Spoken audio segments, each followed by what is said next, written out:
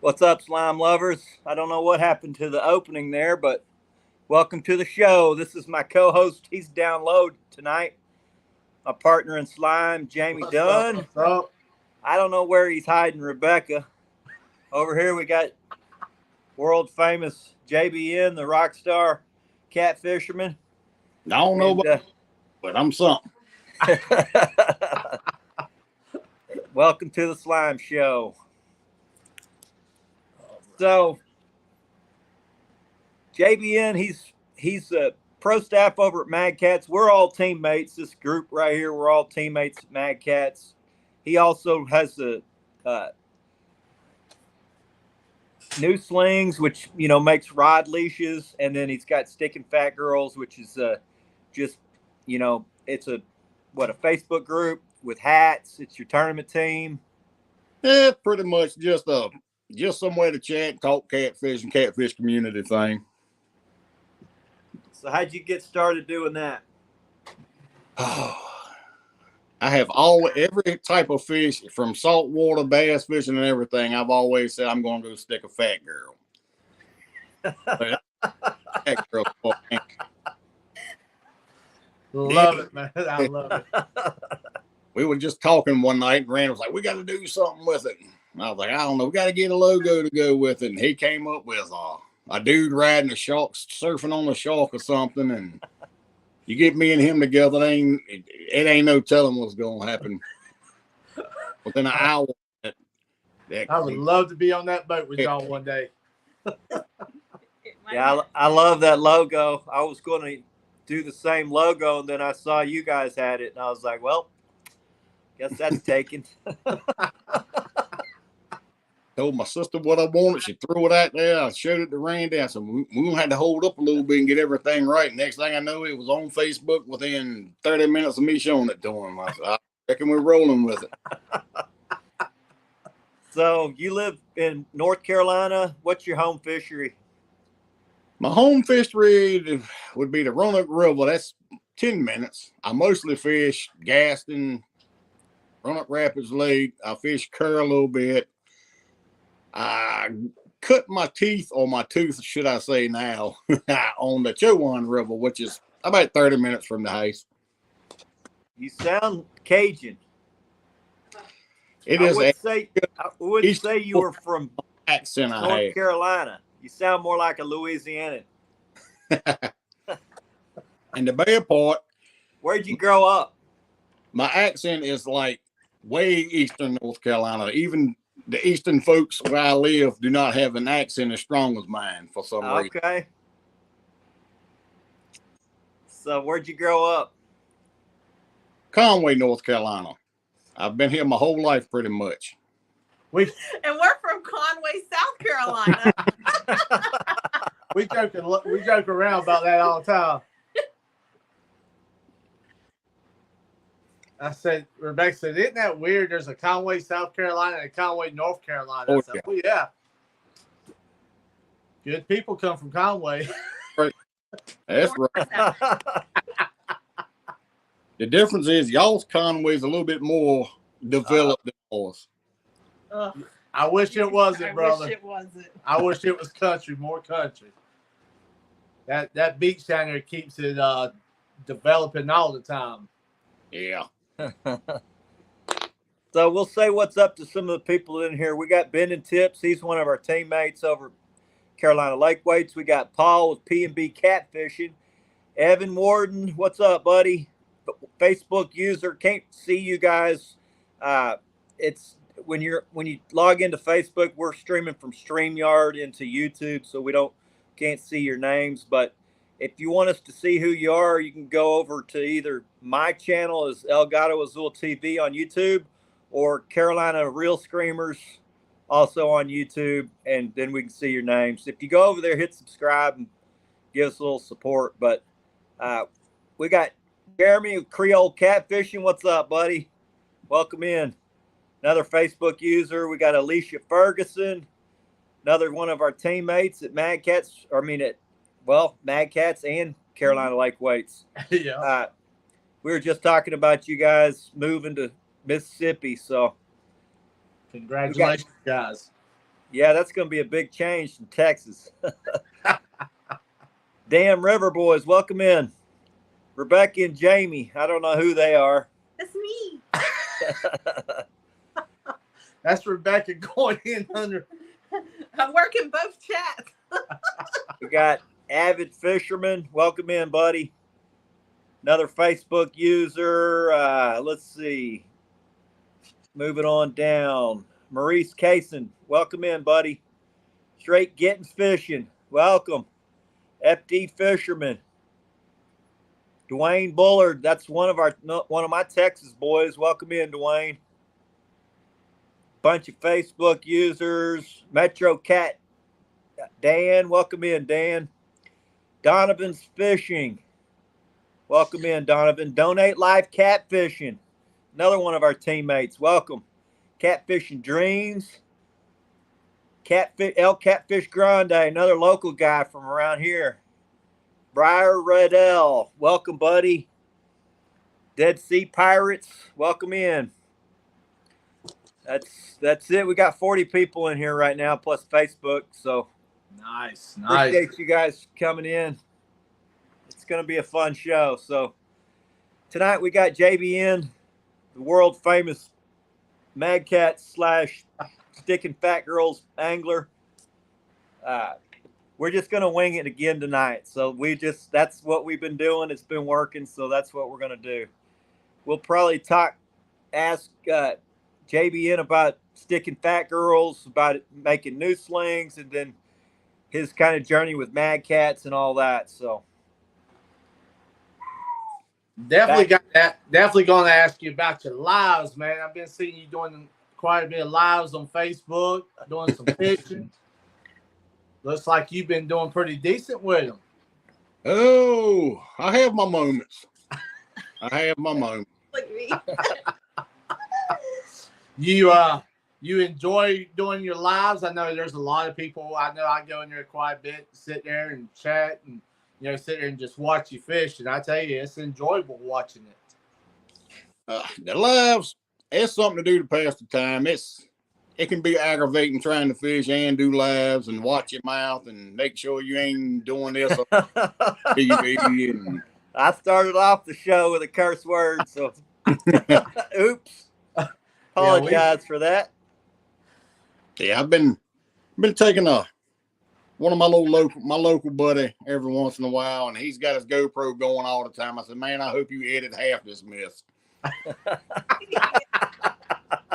I can only imagine. Looks like y'all guys have a lot of fun every time. I mean, you, Randy, and G-Man. I mean, y'all guys has been doing pretty good. I know every time I watch it, man, me and Rebecca, we over here, we're just laughing away at y'all. Always. There's always a big time when you get us three on the water. That's the only reason I go. I told Rebecca, I said, we got to get up there and do some fishing with y'all just to get on the boat, just to relax and just enjoy ourselves. That's it. I see y'all have fun, but I also see y'all catching a bunch of good fish. So you caught a pretty good one pretty recently. I think you caught it on one of those new Mad Cats rods. Ooh. Yeah, it was 72 on curve on one. Woo! That's a beast. On the Gremlin test blank. That's a big fish when JB's standing behind it and the fish is as big as he is. That's right. That's behind that fish. That man makes most fish look tiny. I tell you, that is a nice fish, my friend. Tell us about catching this fish. You got a story with it? Yep. We had been fishing all day long, and it had been pretty slow, dragging boards. It was me, Dave, Matt, and Jonathan Keats on the boat. Keats was there and controlling us around, and that fish actually come off Dave's side of the boat. He was on his side of the boat. Both of us were on our phones. And we'll give it 15 more minutes, and we're going back in. And I saw the rod go down at the time Dave saw it go down, and I was faster to the pole than Dave was. Yeah, you probably bumped Dave out of the way. Ooh, gone. So what fishery were y'all on? That came off Curl Lake. And y'all were dragging boards? Dragging boards. We were actually, Jonathan Keach is making some boards, and we were testing his new planer boards out. How deep were y'all, and what were you using for bait? Oh, What kind of area were you in? I wanted to say we were on a flat. That one came off the flat, and about 20 foot of water, I would say, a 20-foot flat off the channel. That fish, actually, we had a variety of baits out. We had big old gizzard shad. I think we had a couple suckers. And that one came off a 3 fin shad about that long. Sometimes they want the little one. No doubt. And when he hit it, you knew it was a big fish because, man, it smoked the board. It looked like Jaws. It was just gone. It looks like y'all been doing some tournaments together and stuff. I know the Ice Bowl, y'all ended up, I saw, had a good finish. Tell us a little bit about, some of your tournaments and stuff y'all been doing together. Whew, stressful. That's what they ought to make. But yeah, we've been hitting a few here and there. As a matter of fact, the next day after that, we fished a tournament. I think Matt's fish was high 40s, low 50s. We caught in the same area we caught that one, but we caught it on anchor because the trolling motor broke. I hate ankle fishing, but Trolling motors, man, give you the most problems. Damn. The wind was blowing, God, probably 20 that morning.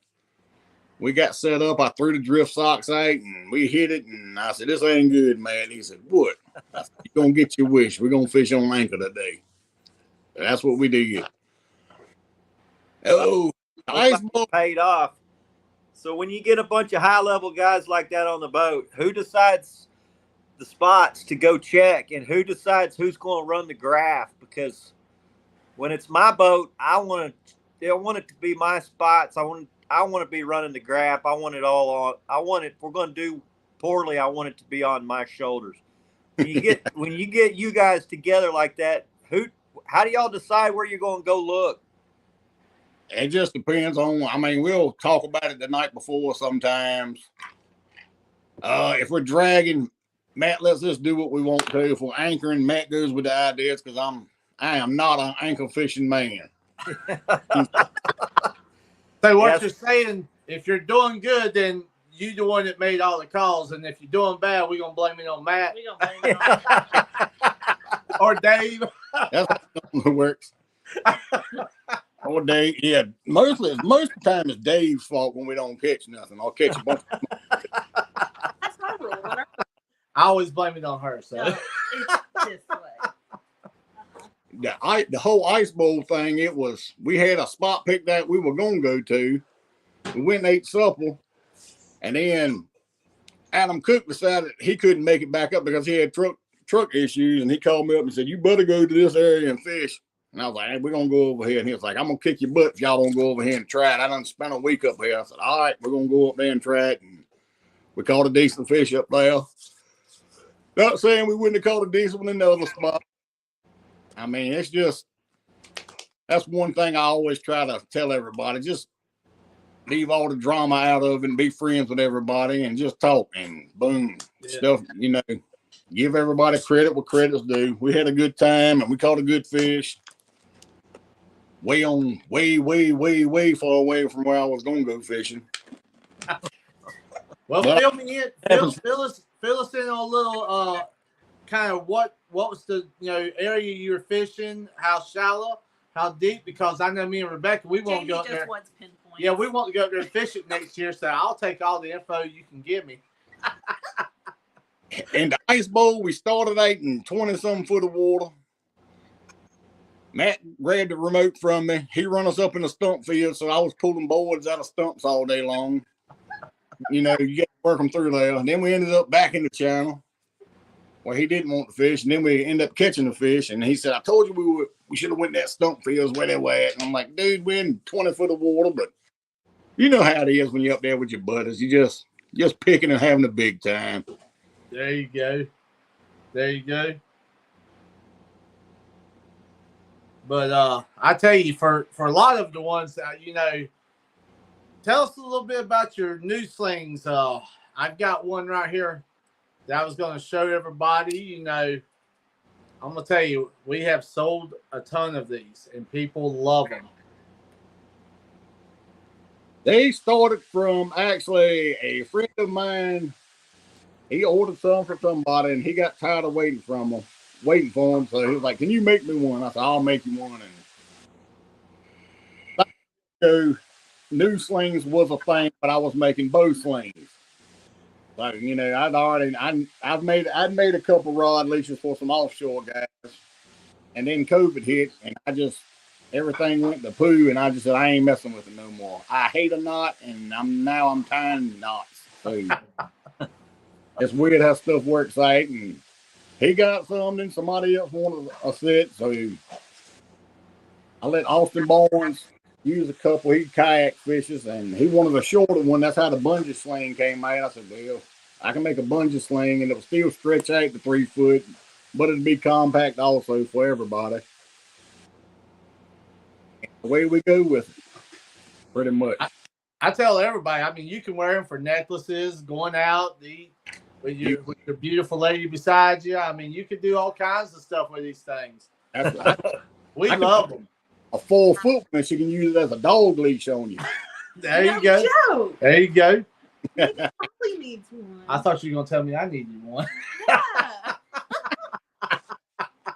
I want one for my trolling motor remote, and I want one for my kill switch and my keys. Yes. So I've tried rod leashes before, but I got this kid who's a freaking tornado. It's crazy dealing with him on the boat. He trips over enough stuff. So tell us about the new rod that Mad Catz come out. Have you had an opportunity? I know you behind the scenes probably done a lot of testing and. Woo, there it is. Oh, look at there. There it is. That's a beautiful thing. Trust me. The carbine. I got 4 of them strung up, ready to rock this weekend. Yeah, I got to play with them for a little while. Maybe, I don't know, a couple months before they came out. Testing them out, trying to break them, seeing what they could do and what they couldn't do. You caught that 72 on it, didn't you? Oh, yeah. We won. Fish we caught at the Ice Bowl come off one also. And one that has not been released yet, but it came off a couple of. So what for people that don't know what it is, what you probably have a little more insight than most. What is carbine, and what makes it different than a regular carbon rod? He has not told me any of the secret formulas or any, believe it or not. It's everybody. The whole rod is 13 ounces. They are a light rod. Yeah, I've noticed it's really light. It's got a smaller gauge to it. Yeah, it's a whole lot smaller rod. The grip's different. It's got kind of like a, I don't know. Like a golf grip. Like a golf grip. Yeah. I like the grip. It feels good. I haven't fished with it yet, so I don't know how it's going to ride in the rod holder and all that. And it's you think it wouldn't ride good, but actually, the wetter it gets, the stickier it gets in your hand. It's just you can't grab it and twist your hands around on it. It just locks right in. I can tell you from last weekend, we were doing a live, and we were lucky to catch that 58 that we hooked into on the new rod. And I can tell you, with that little night dew on it, I mean, time you got it, I mean, it never budged. I mean, it was there. And that we give that rod a heck of a test, and I love it. I love it. Yeah, I'll be honest. I love the regular medium action for the way I fish. And so when I got that carbine, I'm like, am I screwing I mean, I have zero complaints about that medium action rod and catching big fish. And the way I fish with planer boards, I like that softer, a little bit softer tip. Made me nervous moving back up to medium heavy. So I still hadn't tested it yet, but I'll start this weekend, and I'm going to give an honest opinion.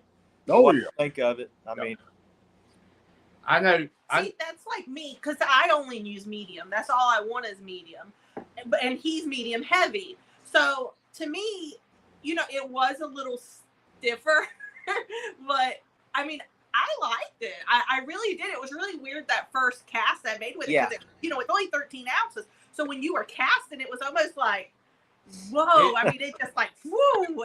I really enjoyed it. I'm not gonna lie to you. I literally put that thing to a test. I mean, I was throwing 10 ounce, 8 ounce. I'm talking about just whipping back as hard as I could because I wanted to make sure because we've got rods that we drift with, that we anchor with. I mean, we got different same rod. Mad Catz just a medium heavy. So, and I told her, I said, let's put these things to the test. Let's see what these things are going to do. But I can't say that grip. I do, hands down, really like the grip. Yeah. I do. That grip is excellent. I'm going to run mine right next to my gremlins are going to go right next to my goblins. So I will be able to determine which one I like. Oh, yeah. Better.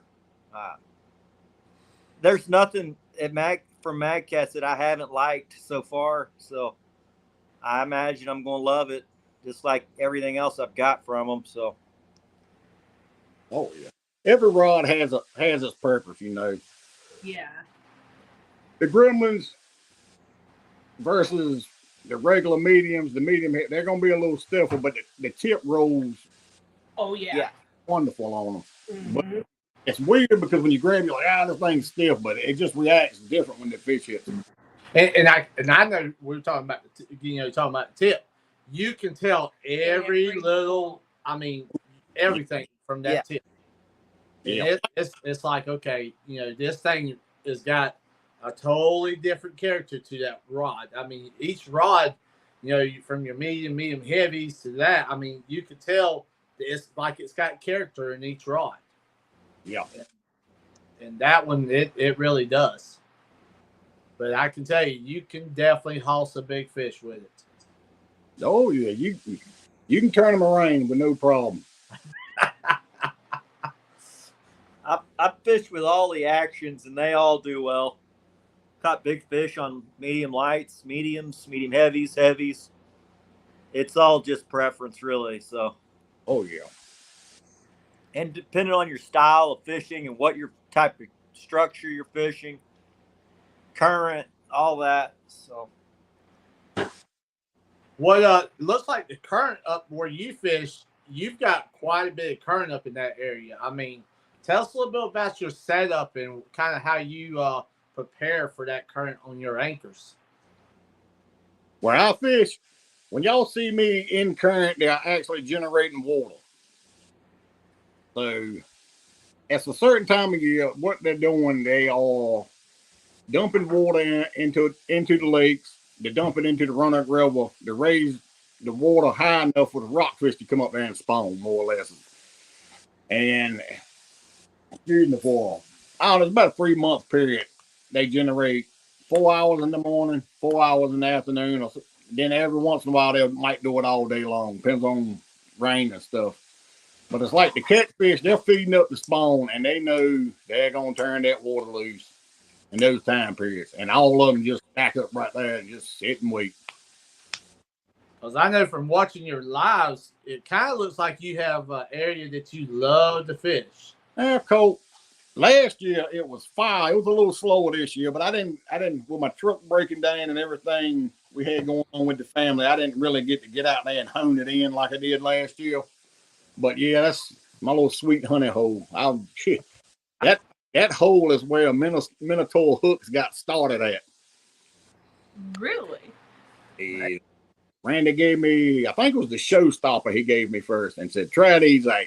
And you know how it is, Chris. You're used to one thing and you get something new and you're like, it's my buddies. I didn't know it's going to work, but this is my go-to thing. I tried it on and I caught one on it. And I was like, blah, blah, blah.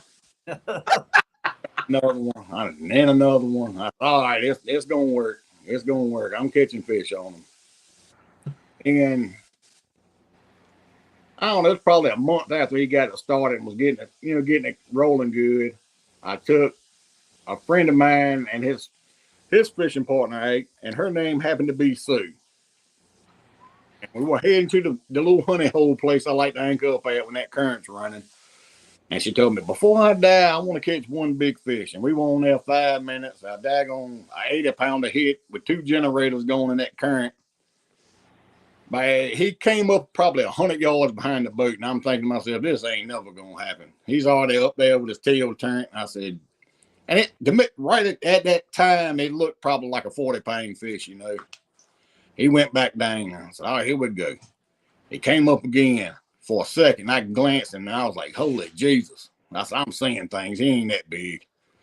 Then he came right up beside the boat and just sat there. And I said, Lord Jesus Christ, I'm one shot at this fish. And he's Looking you in the eye. His eyes were big. And I threw that net down and hit him right in the gut. Boom! There he took off straight to the dam, right in front of the boat, right to the anchor line. I said, thinking to myself, we ain't never getting him in the boat. And it's like the good Lord come up there and put him on top, and he slid just and stopped. And I stuck the net under him and picked him right. Well, I didn't pick him up. I got him in the net, and Mike was with us. Him in the boat. I said, you're gonna have to come out here and help me pull this rascal up in here now. We got it in the boat. We were all pumped up.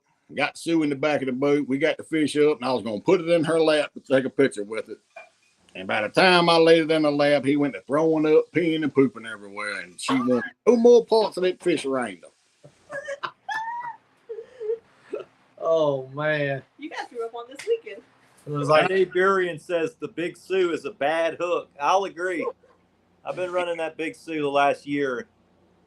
It'll increase your hookup ratio on big fish dramatically.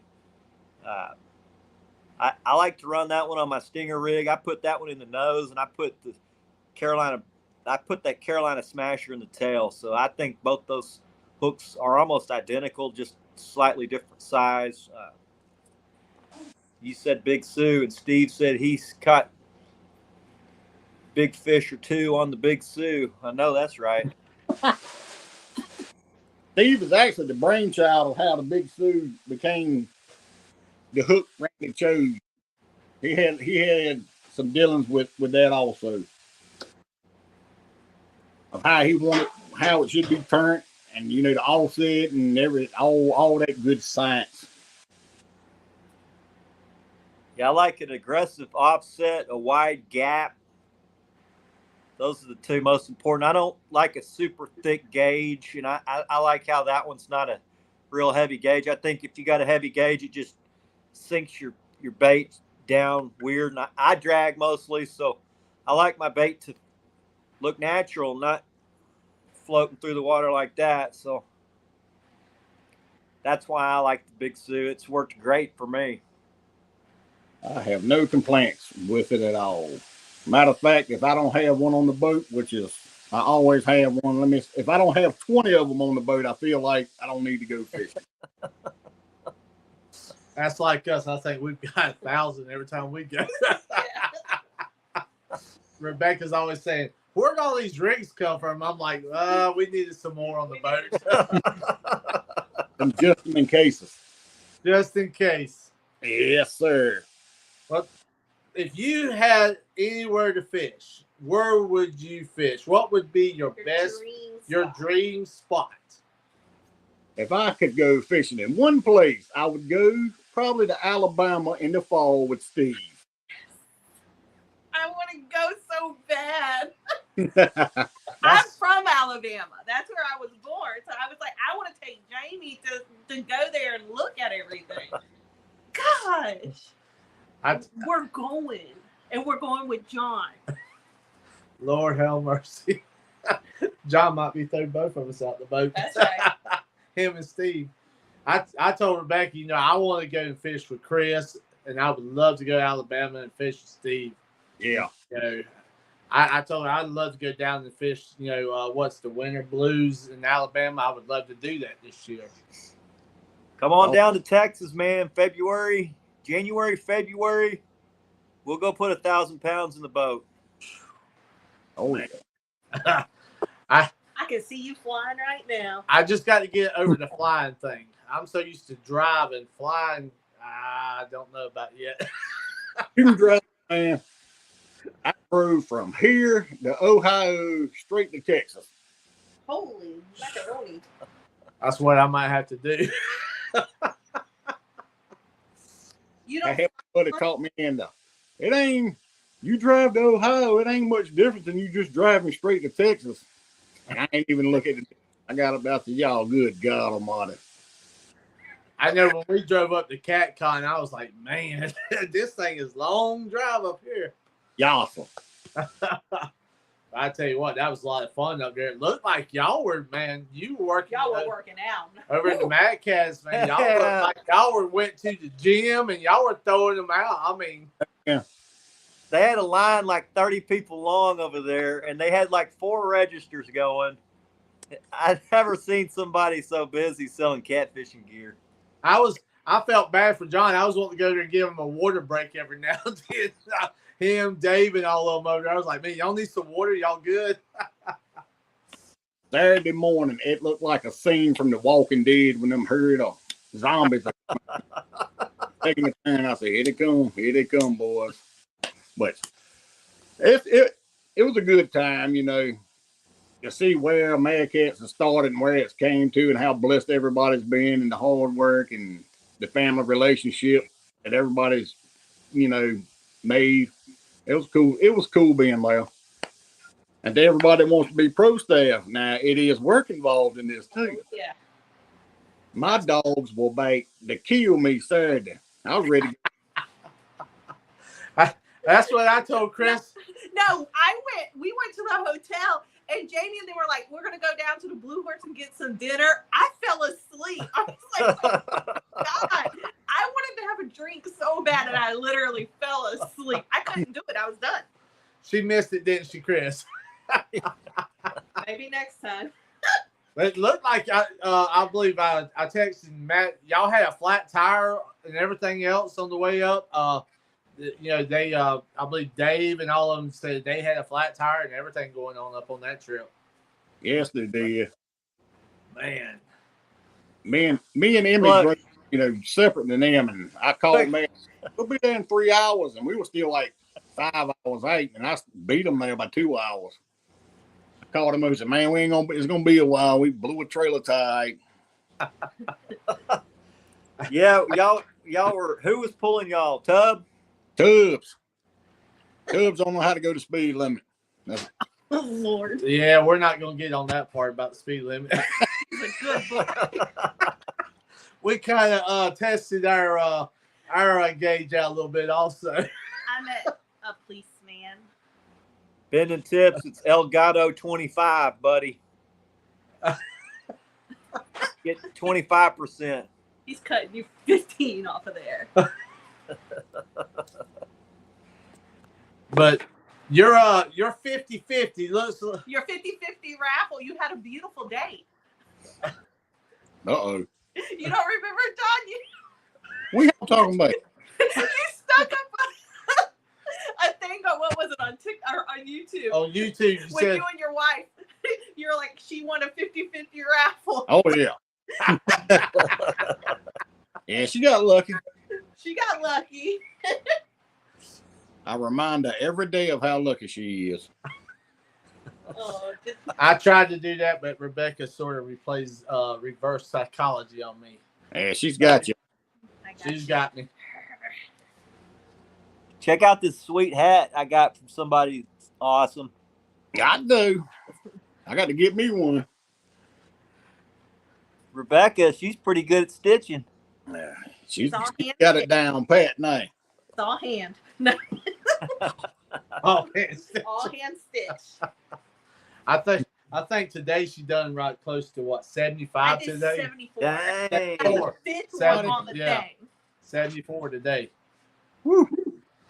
So got to keep her busy. Oh yeah, keep her out of trouble. That's it. So, How long you been on the pro staff with Mad Cats? About a year. Oh, Nice. coming up on a year. I can't remember. He's like me. I don't know if I go to dates. been longer than that, man. You know, when you get old, you don't keep up with time anymore. It's just everything flies by. A year feels like a month, and a month feels like a day.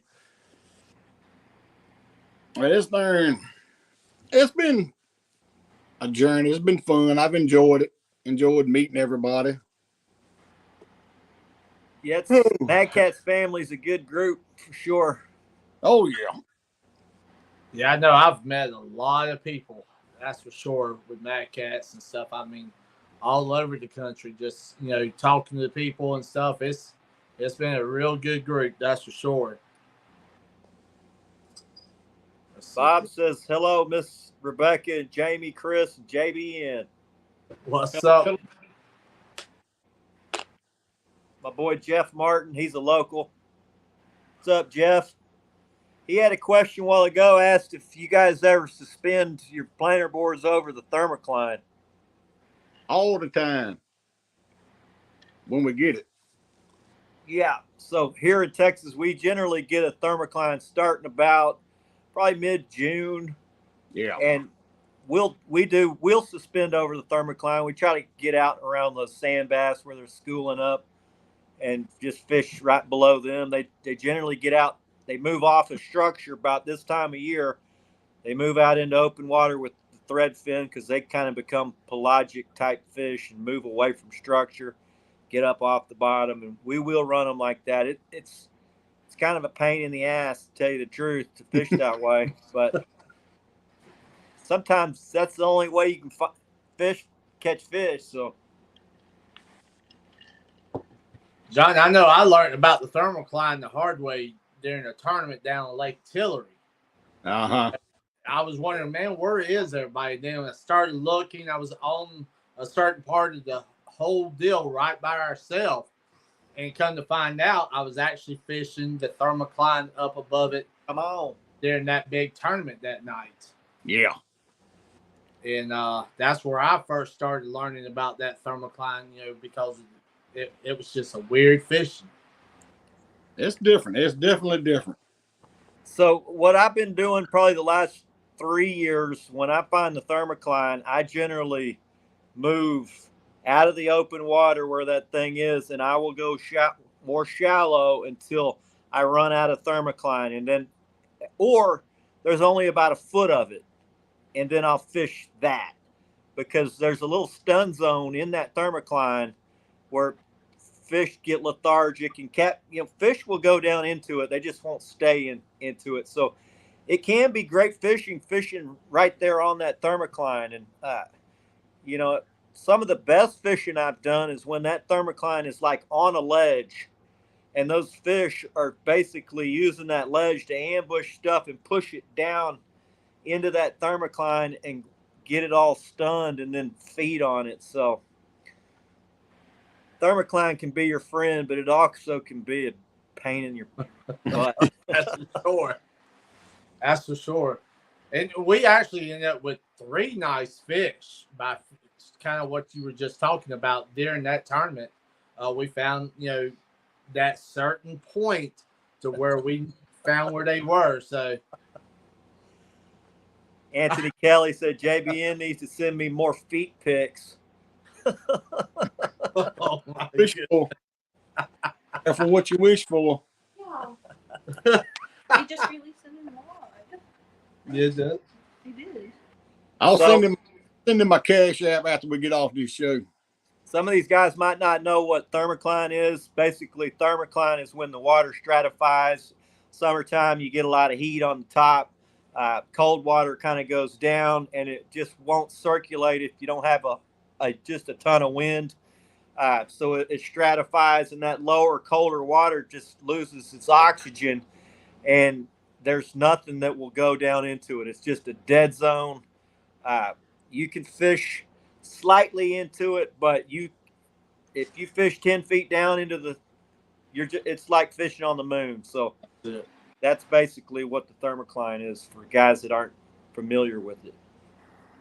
It is basically a phenomenon us no current lake boys have to deal with. Yeah. Yep. How how do you set yourself up to fish that sternocline? I mean, what have you found that works best for you? I fish it if they're in there, but most of the time I do kind of like what Chris is talking about. Always the lake I mainly fish, the deepest holes is 50 foot. Normally it'll set up a ring 30 foot in all lake. So the whole middle of the lake is 4 foot. And it's got little deep channels and they're about 25. So if I can get in there and the fish are in there, I don't have to really worry about it. But if I want to go to the dam and fish and they're stacked up in there, I'll suspend. Or I have line counters on my reels and I'll drop 2 of them down and just work them and get them like I want to. And there we go. We'll put boards out and float them around. And in the summertime, I'll also pull one board with no weight on it at all with about 25 foot of line out and just float one back well. Yeah, I've heard a lot of guys doing really good with not fishing on bottom. Yeah. Just in the summer at Pro Spawn, fishing up on top with some type of bait that looks similar to a clam or something like that. They say a little fluttering piece does really good. I don't fish that way, but I do know some guys that fish that way and do great. Sometimes that's the only thing you'll get a bite on, and then you'll go 5 times and won't nothing touch it. But if you're pulling 4 boards on one side, like most of the boys do around here, it don't hurt to have that one that's way on off out of your way. Go ahead and your first long board, go ahead and float that one if you're gonna float one, I would say. Your longboards, what's your distance you normally set up on your longboards? Do you have different, distance, how you set yours up? It depends on the boat traffic. I learned from my buddy Steve, get them away from the boat. If you can see them, they're too close. That's it. Yeah, that's how I do it, man. Guys are like, I can't believe you put your boards out so far. I'm like, well, the furthest one generally catches the biggest fish. Weird how it works out, but yep. But I'll say this year I've put kicker rods out on the side with no boards, just straight back.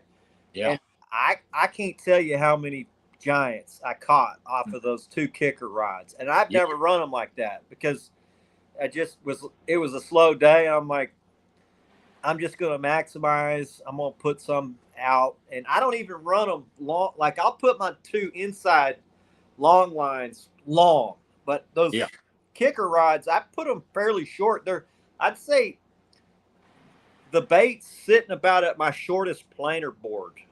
It's where my bait's sit. And that thing just got smoked this year. And I'm thinking, I've been doing this for so damn long. Why haven't I done this before? Yep. So try it, guys. It works. And everybody's talking about bumping and stuff. I myself down in Santee, I found something that works for us. I got 4 rods out the back, no boards or nothing. I've got 2 of them that is actually not far behind the motor. And I don't know why, we've caught a lot of big fish off of those, but I found since they're so close as you drag it, it seems to have a lot more action. Yeah. And it's almost like taking a bumping rod, just sitting there and bumping. And I found that those 2 that's right behind the motor, straight down pretty much, with all that action, they get hit quite a bit. And that's just for us trying different things, but we've had a lot of good luck off of that. That's when I'm pulling boards, my normal spread, I'll have 2 boards on each side, and I'll have 2 on the bottom straight out the back. 1 short and 1 long. That's 6 rods is normally what I run when I'm by myself or just out there fun fishing, and that's basically how I run them. That's it. You can watch the rods. they're just constantly just jumping.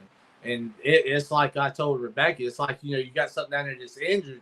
It's just constantly looks like it's flat. I like when that kicker rod goes down because it's like slammed. It's like a jet ski grab that thing. That's it. It's trying to spin your rod holder. It's trying to you can see that multi-bar flexing. It's like, yeah.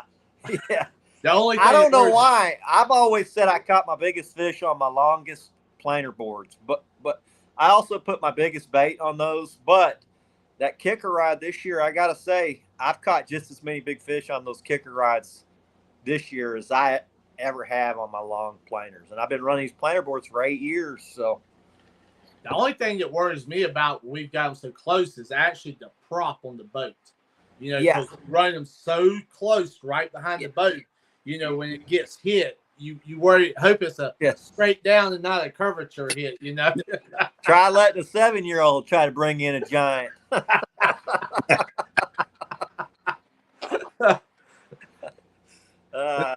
John, what's been your funniest trip so far this year? And I can probably wonder who was with you on your funniest trip this year, but they're all about equal, believe it or not.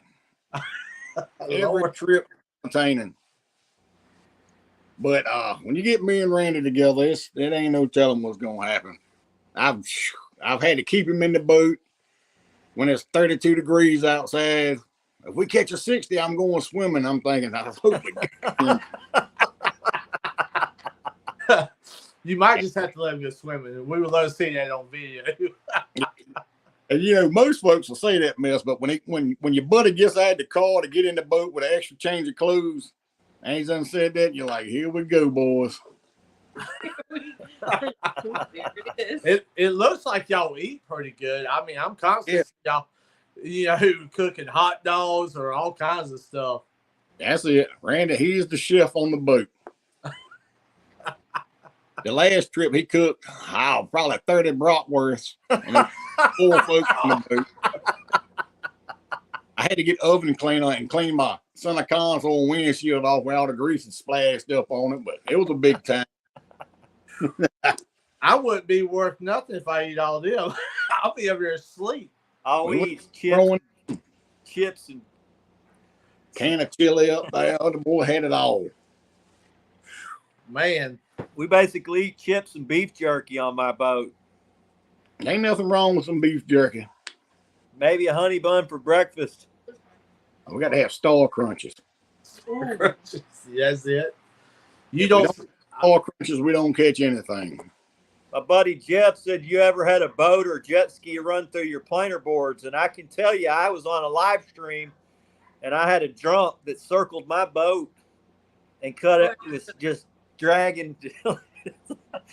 I freaking came unglued because I had my son on the boat, and I was like, if this guy gets any closer, I'm about to board his ship like Pirates of the Caribbean. But he cut off my stuff. Guys were like, I hope you had braid on. I drag with mono, but so yes, I get somebody every year get into my stuff. Usually it's sand bass fishermen. They think everybody on the lake is sand bass fishing, and they want to get right next. They look at my boat and they're like, he got to be a guide. I'm going to go fish 20 feet from him. All in your mess. I can't stand it, but it is, it is what it is. John, looked like you had a video not too long ago of boats coming by y'all while y'all were fishing. And oh, yeah. All the time. And it's the worst part, I don't think they intentionally know what they're doing. It's just, you get guys got a boat, we're going to go boating, and they see you, well, I'm going to slow down, so they just pick the biggest wake up they can, and they don't mean to wake you out because they don't know they're waking you out. They think they actually, hey, I'm going to be courteous and nice to these guys, and we're over there like, you assholes, just keep it on top. Just keep ignorance is bliss. I've had a jet ski try to grab one of my planer boards one time. I was dragging, and I swear to God, it looked like a biker gang of them. They come around the curve, they were all in formation. I said, what in the world? Summertime, I suspend one. So I had a bait probably 4 foot with a big suit under my outside board. And that dude coming there showing off, and I'm like, I ain't had a bite all day. I'm like, please grab it. I just want to hear this drag just squall one time. He went down there and I looked at him, and he just eased on off. I was like, God dang, I can't even get a jet ski bite today, boys. I tell you, I would hate to grab one of your planer boards. I know how tall and how big of a person you are. I can imagine you running up behind one of them. Heck, me and Dave, we had a guy steal one at Kerr Lake. We broke one off, and Dave runs about 10, 12 boys. He got boys all over the place. That's one, y'all Santee style fishing. Uh-huh. Mm-hmm. And Dave said, well, it's floating. We'll come back and get it in a minute. And I said, all right, once we finish this drag. We were sitting there, Dave said, I know goodness well that guy ain't stealing my board. Dude reached down and, wow. I said, well, there's one of them gone, Dave. He relieved y'all of some boards. That's right. Man. I don't know what in the world, boy. Those Virginia boys are different type of guys, man. I'm telling y'all. Texas guys will do the same thing, man. I probably had 50% of the boards that I break off, somebody picks up before I'm done with my drift. And grab, yeah. Grabs it and leaves. And I can see him, half a mile back. I'm like, that son of a bitch is getting my board right now. What are you going to do? I got 10 lines out, and it's going to take me 10 minutes to reel up. You're exactly right. There ain't nothing you can do. They'll have that board and gone before you can do anything. I put my name on them, too. And, even if I lose the thing, I've only you lose them. They're just part of it. But out of all the ones I've lost, I've only had one somebody called me back on. Mm-hmm. So they just keep it. I don't. A lot of people don't even know what the hell it is. Yeah.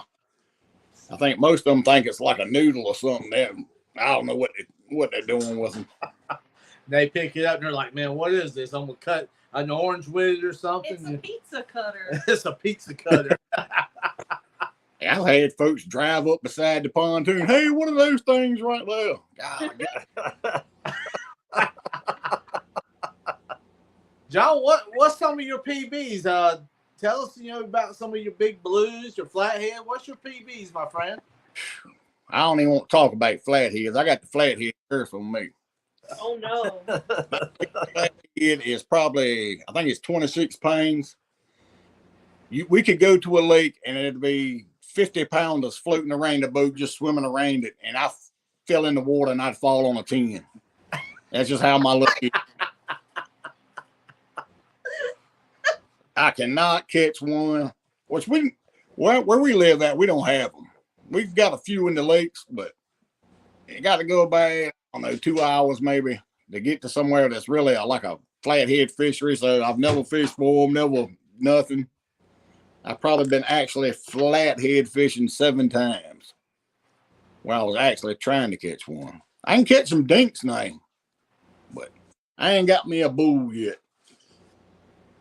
Oh, the blues. We're blessed with them up here. And you can catch them all day long, 20, 30 pounds most of the time. And then you'll get into them.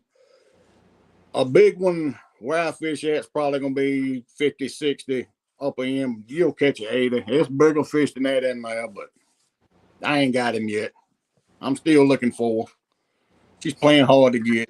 I got a game. That's like Rebecca. She loves her flatheads, and everybody knows that I love my blues. And last weekend, we caught that big old blue. She's like, man, I like that. I'm trying to bring her over to catching the blue side. He wouldn't even let me hold it. I wanted to hold the fish. He wouldn't let me. Getting to hug them's the best part when you get to hug. Yeah, until they all no, over it was you. Funny because when we caught the fish, I said we need to name this fish Chris because its eyes were all plopped out of its head. Those are the best ones. The big bug-eyed. He was sprayed up all over his face. I think he those did are have beautiful to me. Big, like meaty lip. That's like Yeah. It was your fish, Chris. It was yours. And we were sitting there, we were holding it. I'm like, God, what is that smell? Yeah, no, he picked it up and I went, oh my God, Jamie. And I was like, this fish stinks, guys. And I thought Jamie just ripped one. It was horrible. And all over my Mad Cat shirt, everything. I'm like, oh. It all over the bottom of the boat. It was horrible. My buddy Jeff said, do you guys prefer locking clips on your planer boards or the ones that pop out? So A lock and clip man. lock and clip. I like the ones that release. I use the Scotty clips. I like the lock and clips myself. I'm lazy. Well, I like lock and clip. if my bull pops loose on a weight, I just lose it. Just when we go tournament fishing, just leave me alone. Get out of my way until the spread's out. After that, we're gonna laugh and have a good time. That 10-minute window right there, I am just as ill as a hornet. I don't really have a problem with the Scotty clips popping out while they're going out or anything, but I've tried them both ways, and the locking clip for me, when I got so much crap out there, and when we're really on good big fish, you get 2 or 3 of them on, and you're trying to reel them in, and that damn board's pulling it into the next one. You can't control the fish through your spread. Tangling multiple shit drives me crazy, and I just tangle my stuff more when I got locking clips. I like to be able to pop that thing off and then strategically bring a big fish through my spread. I get the benefit of the locking clip, but for me, I just prefer one that pops loose. So yeah, you're talking about when you're starting to set your boards out, Rebecca. She's like, "What's wrong with you?" And I'm like, "Don't even talk."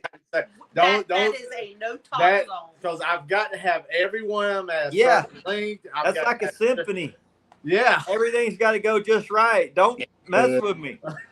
And she's whenever we fish, I always have the right side of the boat. He has the left side of the boat. But when we go to set boards, I can't touch nothing. He will not. Even my buddies that are really good anglers, when they come on the boat, I'm like, they're like, just let me help. I'm like, the best help you can do is just sit down and let me work. Yeah. Because it ain't gonna go good if you screw up our spread. And it takes me about 6 minutes to get everything out. If you screw that up, it's 6 minutes of untangling crap, and then 6 more minutes. Now we're talking losing 20 minutes of fishing time, and I can't deal with that.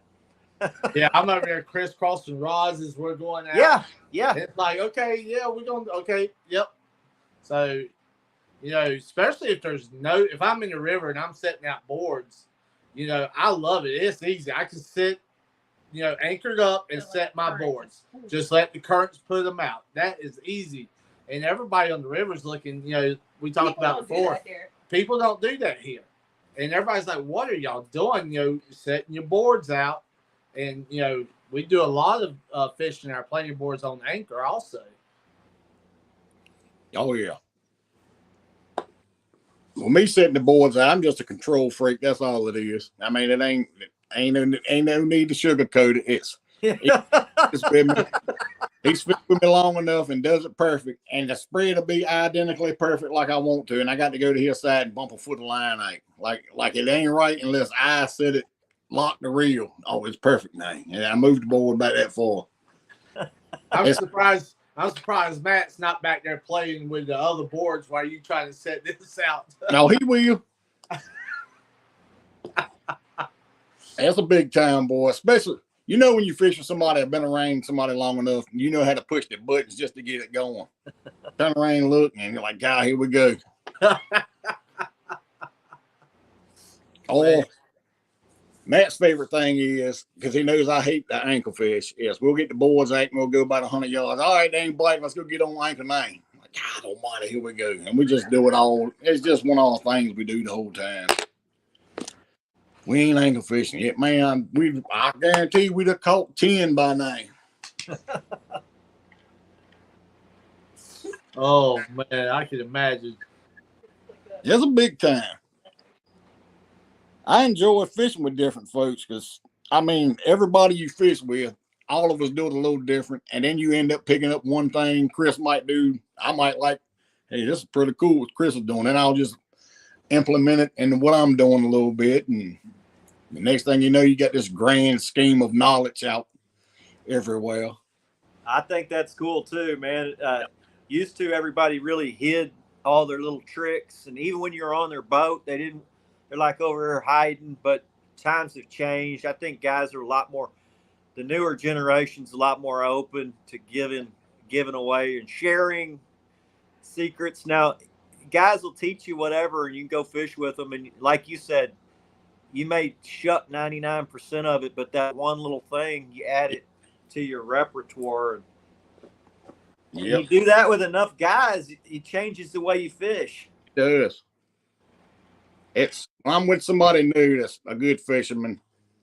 Like when I went and cooked that one time, it won't where you're fishing at, is why you fishing him. You know, that's the main thing. Everybody wants to know your spot, but it's really more about why you fishing this spot right now. And he is a catfish nerd. Steve's a catfish nerd. That's what I call him, because it's just, Chris, you're probably a catfish nerd. I just ain't fished with you. Yeah, you know it. You know it. You tell that big old grin, yeah, I am. Oh, them fish over here because the wind's blowing out the east at 10 and the water runs. Yeah. The sun's been shining over there 30 minutes longer than over here, so that water's warmer. That's where we're going to catch them. And that's exactly it. That's exactly it. And I generally have at least a few anglers that I've taken under my wing that I'm trying to help get it ironed out. And, at a certain point, I tell them, I'm just not going to give you the spots. Oh, yeah. I've given you the knowledge. I want to to see you take the knowledge and put it to work and go catch your own, go find your own fish, go catch your own fish. You got everything. You already know everything it takes. Just go do it. And if you can go do that yourself, the light bulb goes off and you'll be off and running basically from then on. Yes, sir.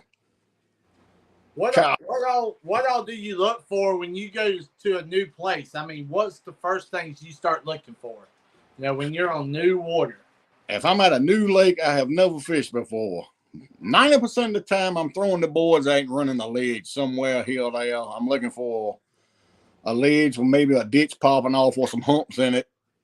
Just a flat with some contrast to it, more or less, if that makes any kind of sense. And then just trying to figure it out, or maybe looking for a temperature break, depending on what time of year it is. Winter time, if you can find warmer water, that's where they're going to be at most of the time anyway. Yeah. I know a lot when sometimes in the wintertime, I'll maybe anchor fish early that morning and then start the round probably 9 or 10 to move over to the dragon. Yeah. Sometimes. Is that something that you kind of, work off of, or do you just go straight dragging? If I'm on a new lake, I'm dragging. I'm not anchoring because I have no idea what's going on. I'm just new place. I'm just covering water, trying to figure something out. But on like my local lakes I fish, I do anchor up quite a bit in the wintertime. Unless if the fish are muddy or buried, I'm dragging. I think when they're buried up, you're dragging. You up your odds because he's not moving. He ain't. Oh, I smell this bait. I'm getting out of the mud. I'm gonna swim up 30 yards. I want to hit him in the nose with a Carolina lake weight, make him mad, run a short lead, and make him bite it. There you go. I think dragging and anchoring kind of you're going off two different philosophies. I used to anchor for I don't know, 15, 20 years almost. I anchored, and we always went to like an ambush spot where we thought they were going to come through. Yeah. But with the advent of side image sonar, the way that you can see things on grass now, I now look for the biomass, which is basically 90% of the fish are in 10% of the lake. And if you can find that 10% of the lake and you drag that, your opportunity to catch fish dramatically increases. You no longer are catching one or two decent good ones. Now you're hammering big fish, and it's going to be constant, until that bite window ends for that specific day. But I think there is a little difference between dragging and anchoring. Anchoring, you're going for ambush spots or a little piece of timber that you think they're going to move into and feed. And dragging, I'm going for the biomass, where a giant conglomerate of fish of all species are all using each other to feed together. that's how my game's changed in the last 15 years with that side image. And like myself, I guess we were talking last weekend about bringing some of that river fishing over to the lake fishing. It's hard to do, but always anchoring all the time and knowing what fish you catch when you do anchor on certain areas or something. It's hard to just go straight, to drag. Sometimes we've actually done very well off of that morning bite by anchoring in a ditch mouth or something, some kind of structure like, you're talking about, Chris, being in a certain area and then going over to that drift. Now, covering a lot more water during a tournament, you got to catch the fish faster.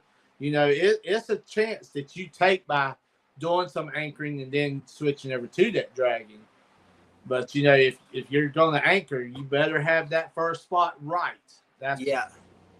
Donovan says, what's biomass? So biomass is basically where a large group of fish congregate together.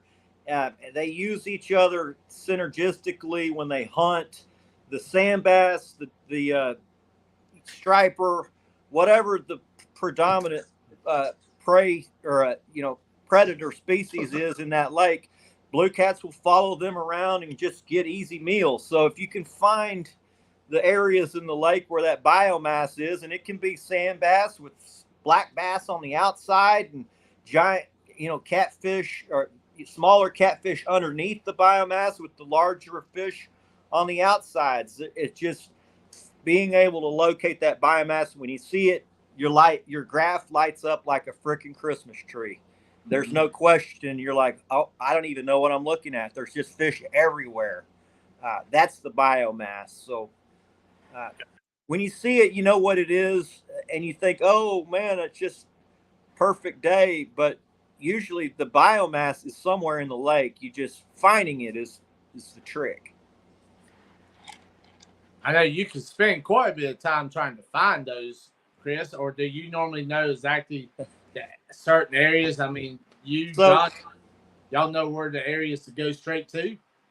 I put a game plan up every time I go fish. Even on my home lake, I have A, B, C, D. The more you fish a fishery, the better you know the lake, their home zones, where they're going to be. But weather patterns, lake temperature, all that plays a big decision on where I'm going to fish. It pushes the fish into different types of areas. So usually I can go on any lake in Texas.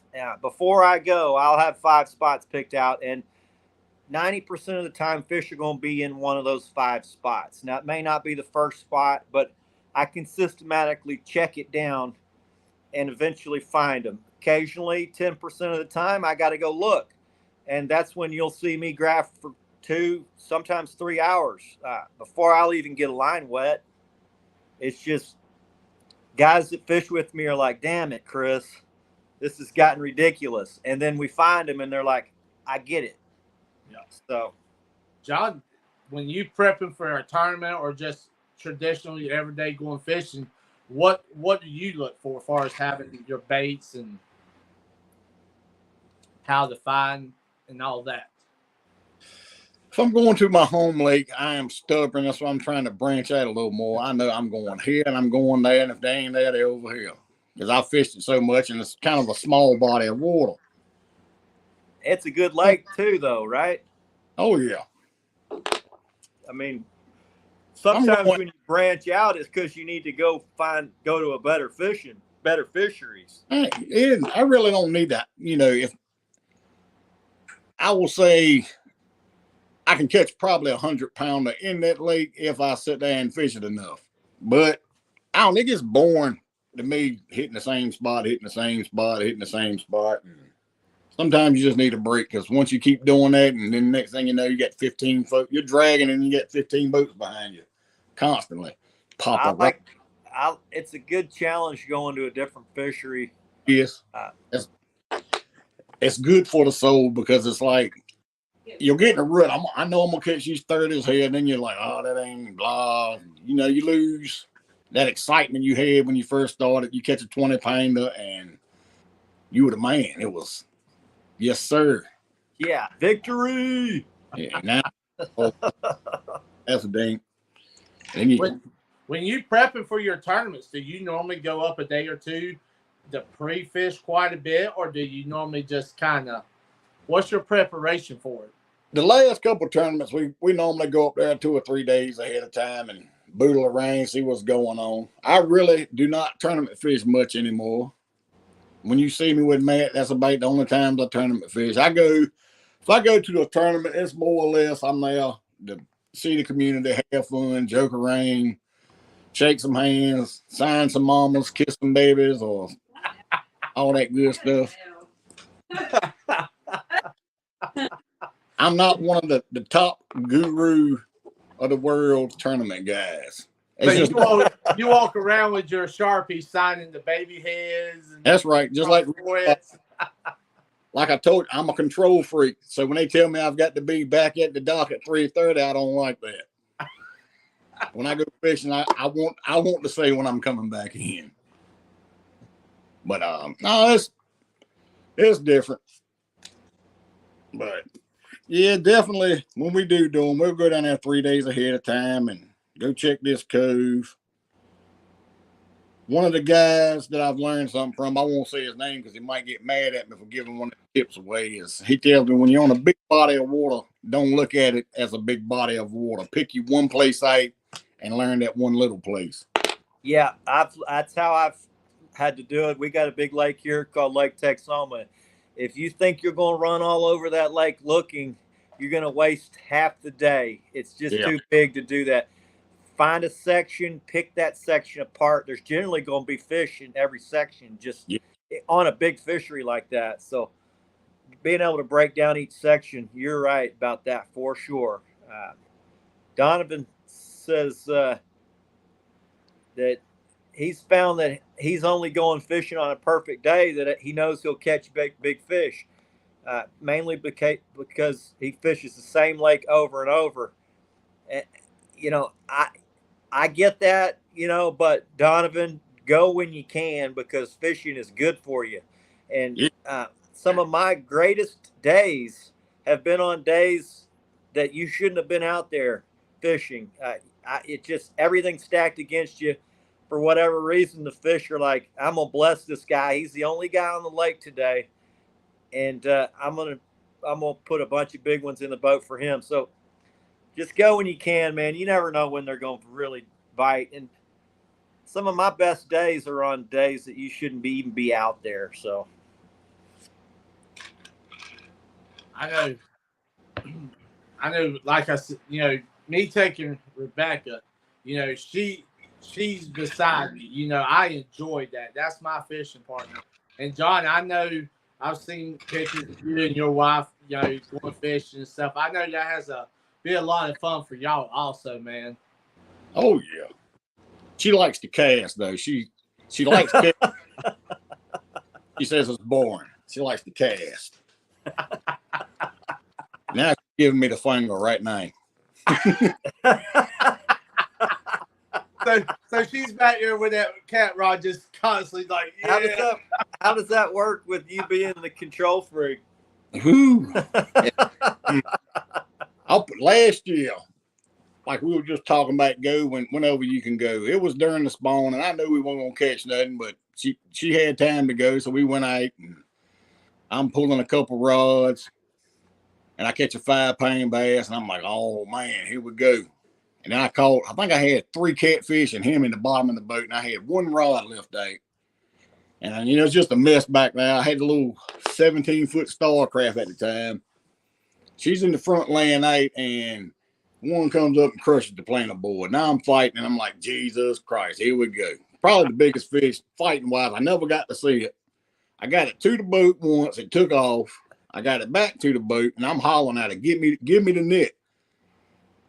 And he's right on the side of the boat. He's just bearing down. I said, get the net. And she looked at me. I'm laying out. The net's right there beside you. And I could not literally turn around and grab the net. And he got under the boat. And I reckon he cut the line on one of the rivets or something, but I ain't never get to see him. It's trips like that. I tell, you got to have, a lot of memories from that trips. That's a lot of fun. And I tell Rebecca, you know, I get, I guess, into when we go fishing, I'm always like trying not to be serious, but yet I get serious. Yeah. Like, why don't you just relax, have fun? And I'm like, how you do that? You know, I'm wanting to catch these monsters. Yeah. So I've got her always, you know, sitting there going, let's just have fun today. Don't even worry about the ground. We'll have fun when we start catching some big ass fish. That's it. That's when the So my buddy Jeff says, how do you break down a new body of water? JBN, when you go to a new fishery, if I'm what going what do you do the night before or the day of, or like how do you decide where you're gonna fish?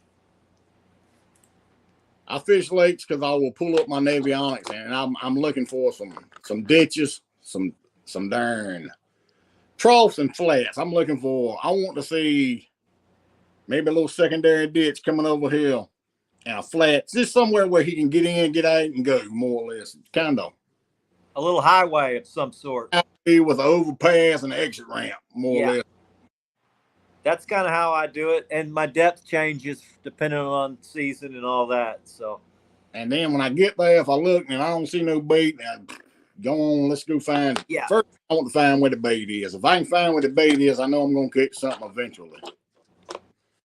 That's it. Because you know they're going to be right around that bait somewhere. Just, it's a matter of time. So our lake's chock full of bait. And I always hear guys say, just go find the bait and you'll find the fish. But I'm like, there's bait every 10 feet in my lake.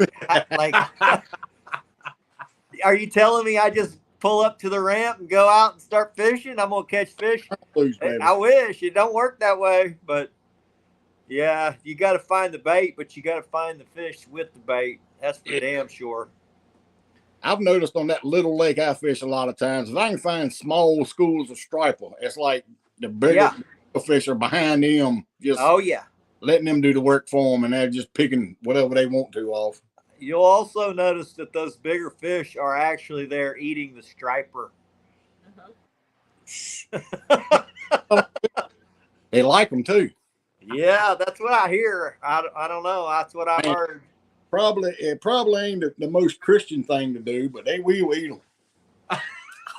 Yeah, JBN, I've been known to speed. Yeah. I've been known to speed my truck from time to time too. So they love them. I don't know what y'all talking about.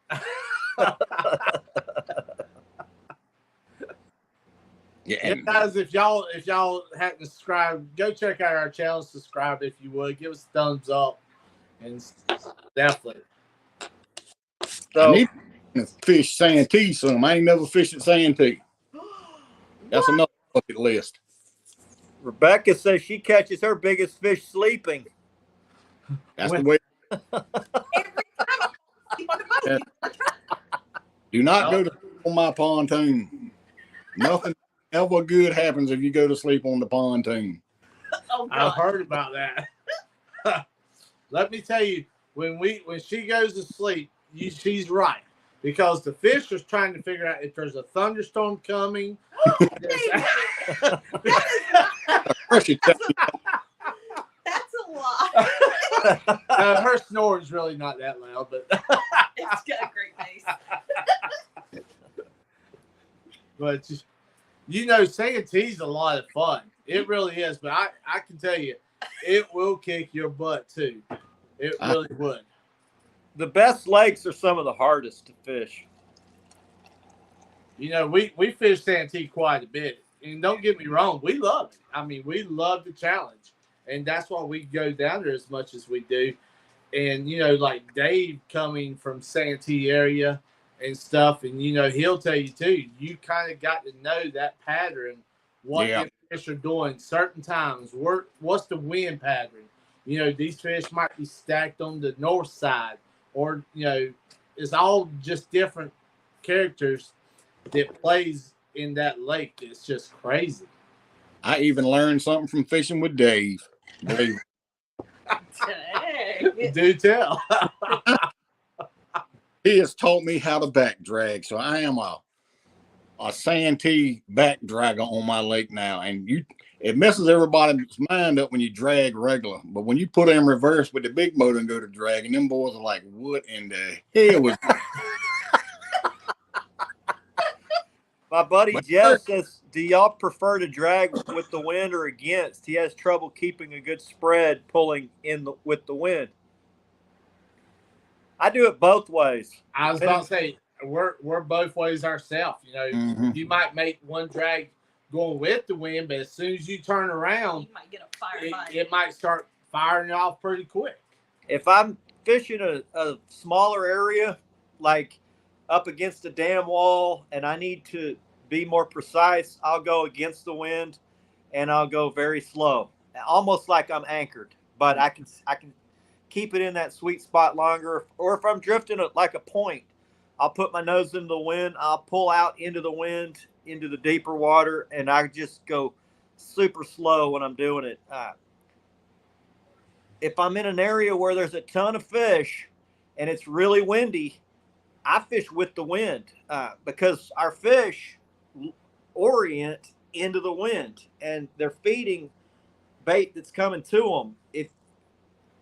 I will fish it both ways, but I will catch more fish on a windy day if I'm fishing with the wind than if I'm trying to fish against it.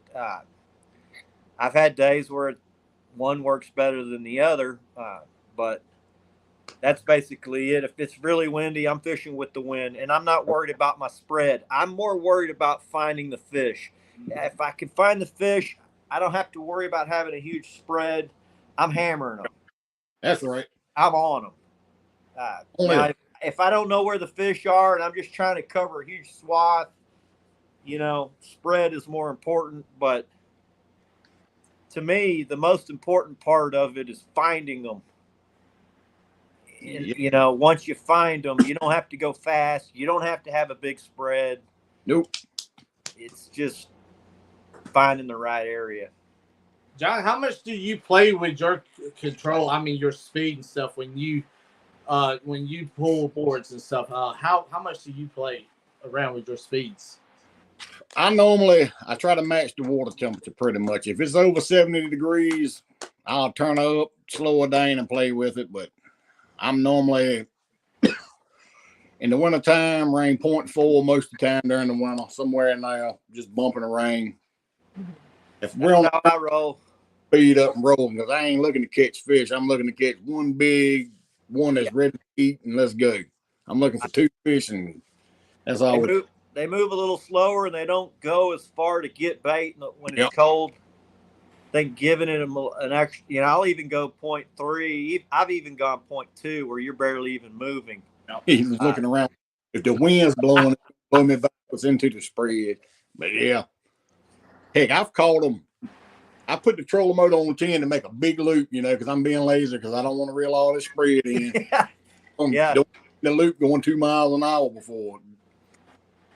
It just really depends on what they want, But normally, I match what the water temperature is.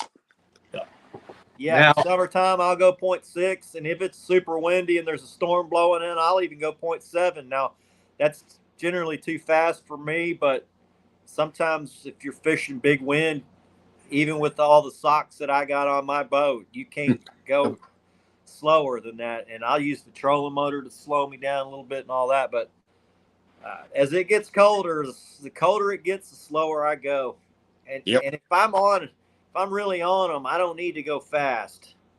I need to go slower. If I know I'm in a good area, I'll slow it down. That's it. I have learned one thing from everybody I have fished with. Don't think anything you're doing is stupid. If you got an idea of track, they're going to end up biting it. Because goddamn, like even Steve's told me some mess he does. And I said, that is the stupidest crap I've heard in my life. Girls everywhere. I'm like, well, it works. Go up there in 2 foot of water. I still can't fish shallow water for some reason. But they're up there. Now, it's fun. It's because I ain't saying everything works, but it's like it's no solid law. You got to do it this way. Now, There's a million ways to catch a catfish. Yeah. It's just, and it's finding what works for you and then trying to improve on that. And then, you can add little wrinkles and other techniques that other guys are using. But I think if you want to be good, you got to figure out one way to do it and try to get good at that way first. And then, add the other pieces to the puzzle.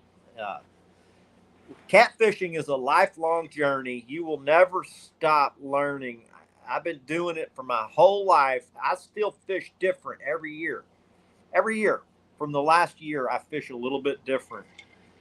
The way I fished 3 or 4 years ago is completely different than the way I fish today. So never be afraid to try to improve and change, because if you're not changing, you're moving backwards in this thing, this catfishing thing. If you're not pulling chicken, you ain't fishing, baby. That kind of leads me right into my next question. I ask this all the time, John. If somebody just wanting to get into catfishing, what advice would you give them? If they just want to go catch one, get some chicken. Get some chicken. Yes, they will eat chicken. If you just want to catch a catfish, they will eat the living pea out of chicken if they're feeding on mussels, I would say. But if you're just getting into it, are they going to be bank fishing, or are they going to be on a boat, or just pretty much a boat? Just getting in the boat. What are they going to be trying to do? I mean, if any advice whatsoever for them. I would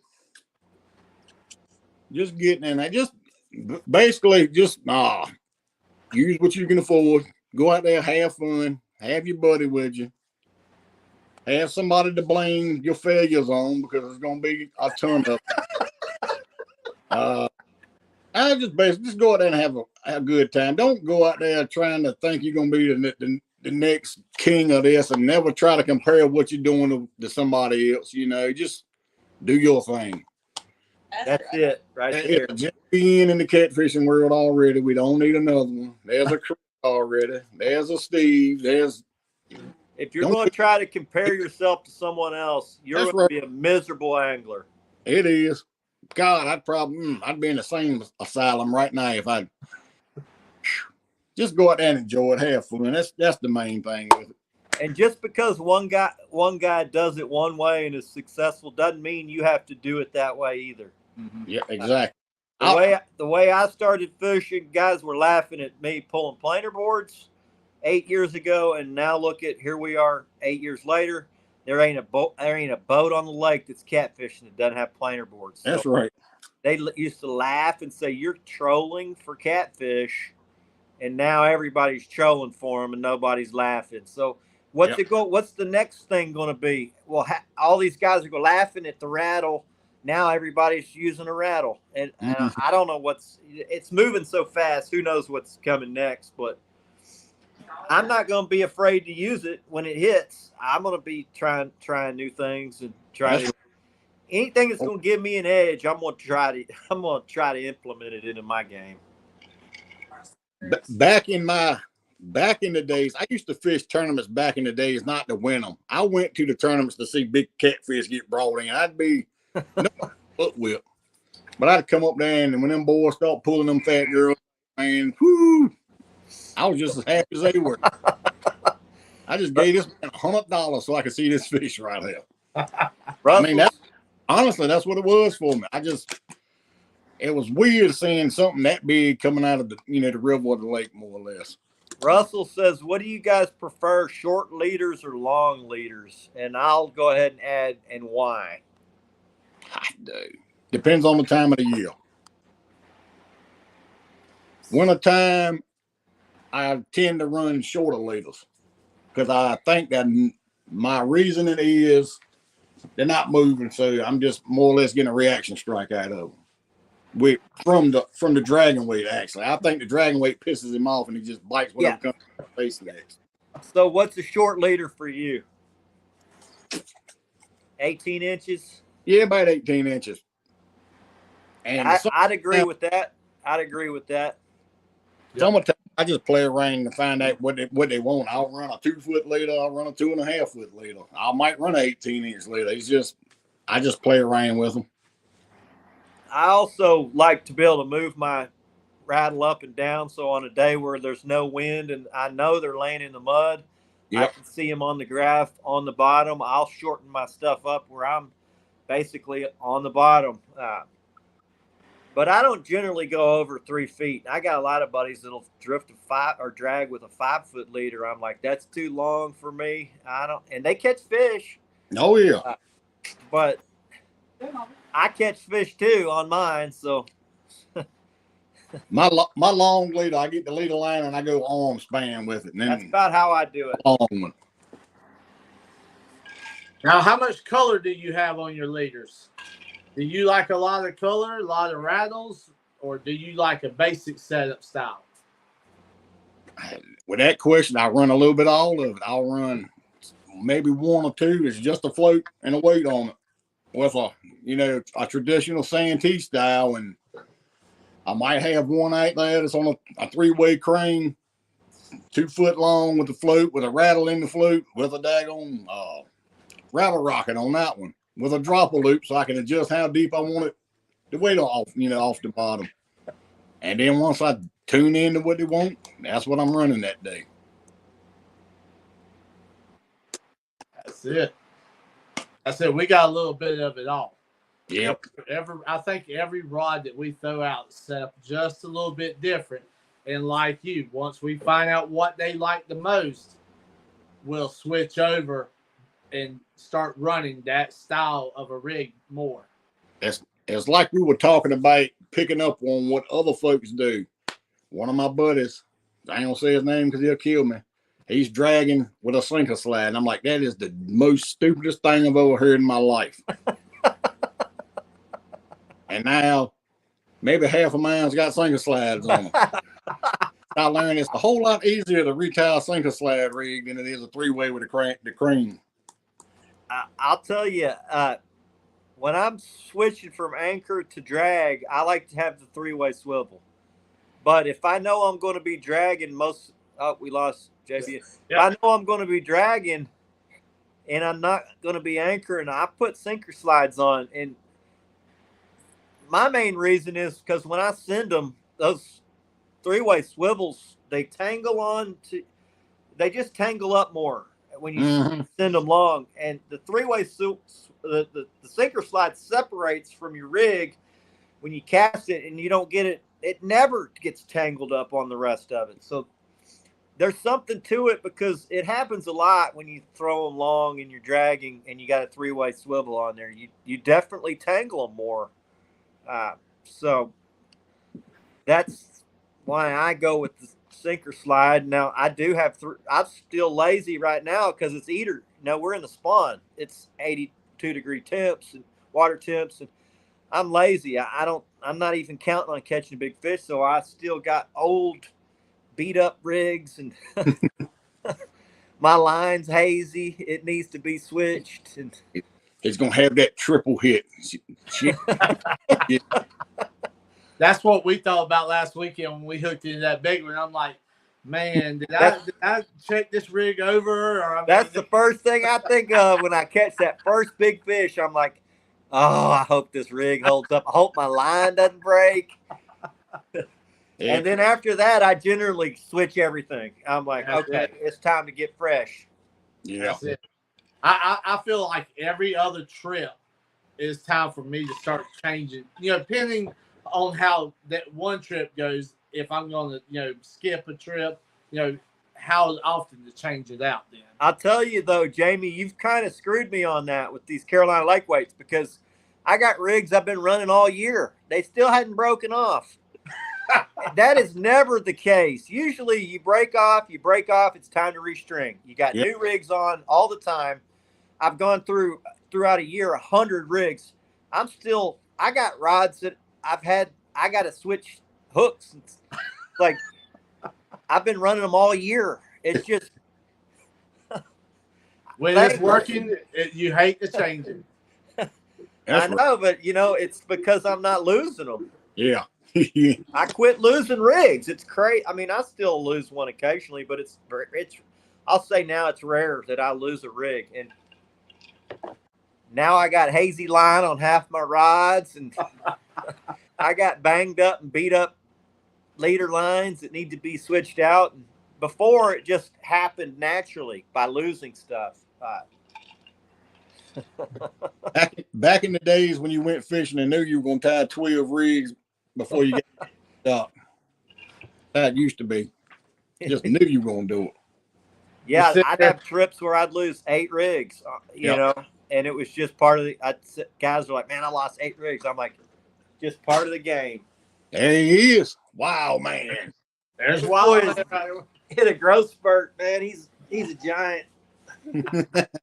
He's had his tonsils out Friday, so we're fishing a tournament this weekend, right?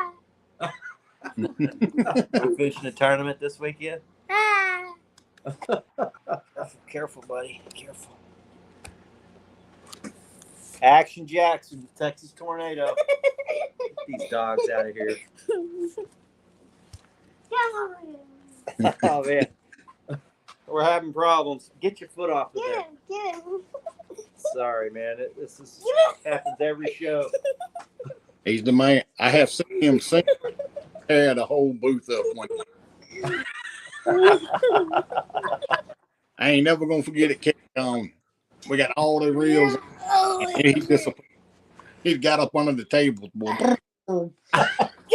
Yeah, he was a handful. Around with move. All the way up here. Yeah. You know what's funny is he was picking those rods up, banging them around, and Matt's like, he ain't gonna break one of them.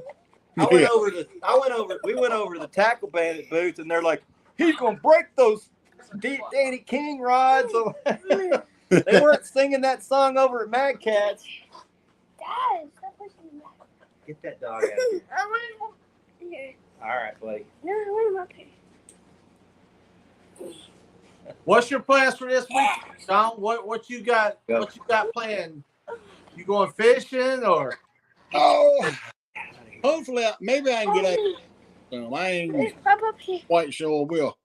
Get him over here. Family stuff right now, but maybe middle of next week. I got my truck back, so hopefully it's gonna be wide open from here on out. Nice. I'll have Randy back on the boat. Heels out of his pants and. I was about to say the eels ain't safe on the boat with Randy. He turned the camera on. I said, "Well," I said, "Jesus Christ, son." I almost died when I saw that picture. I was like, "Oh no!" Call him. But Boy's a big man. I tell you, he's a handful, isn't he? He ain't nothing compared to this kid. I don't know. I'll trade you sometimes. No. It's never a dull moment, boy. I love it. That's what it's all. Just having fun, just going out there having a big time. What's the rest of the year going to be for us? You know, for what with your new slings with Stickin Fat Girls? What's your plans the rest of the year, John? Whew. Hopefully, I got to get my website up. I've got it like almost there, but it's not there yet because I'm like not a tech guy, more or less. Don't say. I don't know if that would come off like I'm a super tech guy or anything, but I'm working on that. I don't know. I'm gonna hit a few tournaments. I'm still debating if I want to do a staff thing or not because I don't have. I do got time for it. I'm lazy today. Just trying to figure out exactly. The sling thing is more of a hobby right now, but it's starting to turn into a business, you know. It's just finding which direction I want to go to with it and charting out how I'm going to keep products on hand so I can keep turning right. It gets on my nerves if you ordered, let's say, 20 slings right now, and I've got 19 carabiner clips, it aches my nerves. I can't ship them tomorrow, you know. How long does it take you to make a sling? If I sit down and have my mind to it and keep my Facebook away from my face, I can turn one out and back. start to finish. Nice. But I'll get in there and I'll get one tied and I'll get to starting on the second one. Oh, let me see what Chris is doing.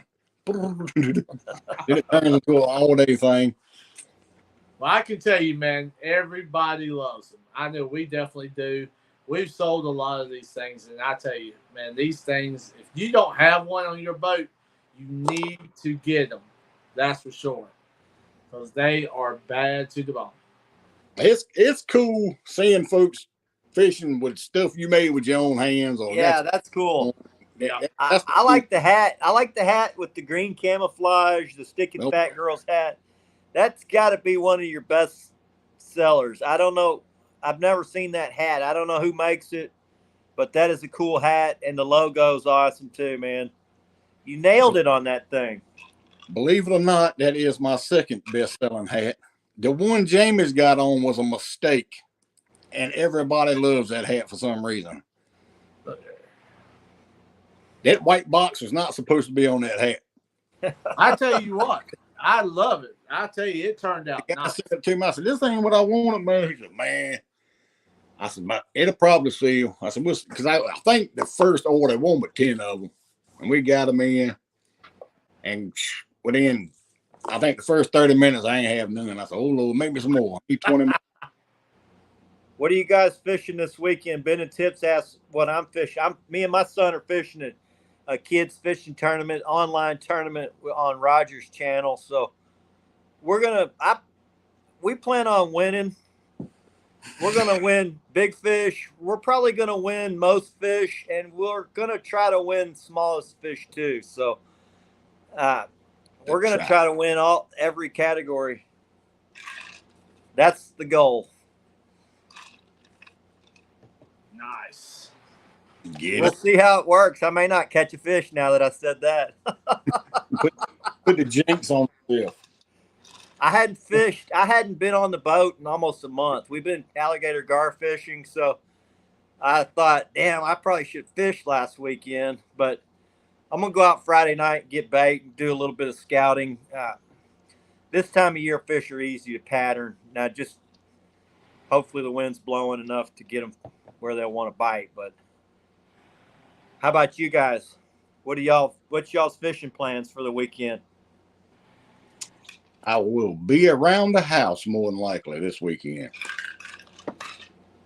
Honey-do list, work chores. What do you got? What are you doing? I got some short honeydews. My wife's mean. She makes me work like 2 weeks out of the year, and it's right at this time. Jamie, I think we're going to get up early Saturday morning. We're going to run up to. You're doing honey-do lists. No, I'm going up to Mad Cat Saturday morning, hurrying back, and probably going out to do some bait fishing, and I believe end up back somewhere close to the same spot we were last weekend. Try to see if we can't do it again. So Hayden said, do you see the new rod drop? And we were talking about the rod dropping before the show started, and I asked JBN if he'd gotten a look at it. He said he's got 5 rods in his hands that he's like, which rod you talking about? Because I got 5 that hadn't dropped yet. So Hayden, what's the name of the rod? What's the color combination? Because I haven't seen it. I heard it dropped while we were in studio. We went and looked on Mad Cats to see what rod it was. It's too bright. It's called the Fins or something. It is called the Fins rod. Fins. Oh yeah. Yep. It's like a baby blue, orange, black handle. You got one handy, JBN? I do not have one here. My protege that stays at the shop has hogged all those rods and will not let me cook. But I can tell you, it's a nice looking rod. It really is. It's almost got, like I said, it's a tealish, baby bluish color in between that color, and it's a nice looking rod. That's for sure. Let's see if my phone will do it a little bit better. There it is.